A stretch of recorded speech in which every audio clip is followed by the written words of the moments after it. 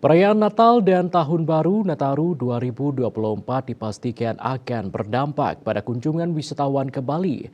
Berdasarkan data Kementerian Perhubungan, rute tujuan Bali melalui Bandara Soekarno-Hatta merupakan destinasi domestik utama dengan tiket terjual tertinggi berdasarkan jumlah penumpang dalam negeri, yakni sekitar 65.000 tiket penerbangan yang telah terjual.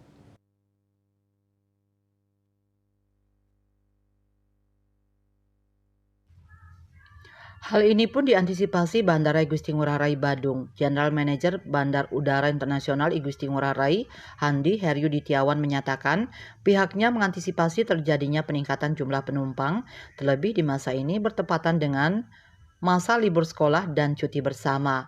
Menurutnya, pihaknya mencatat peningkatan trafik penumpang yang semakin baik dibanding kinerja tahun sebelumnya, sehingga pada periode Nataru ini, pihaknya memprediksi akan terjadi lonjakan jumlah penumpang 1.089.408 penumpang atau diprediksi meningkat 20% dibanding tahun sebelumnya, yakni sejumlah 909.143 penumpang.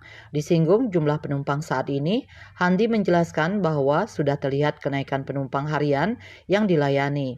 Sejak Januari hingga November, per hari rata-rata melayani 58.000 penumpang.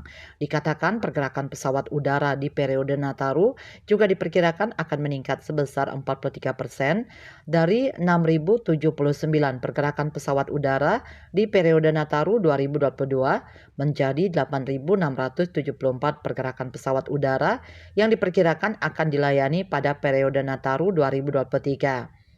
Pada pelaksanaan Posko Nataru tahun ini, Handi menjelaskan bahwa pihaknya telah menyiapkan 1.367 personel petugas bandara. Selain posko terpadu yang berlokasi di terminal domestik dan internasional, juga akan terdapat posko keamanan di area pintu masuk kendaraan yang akan melibatkan institusi TNI Polri. Parwata Bali Pos melaporkan.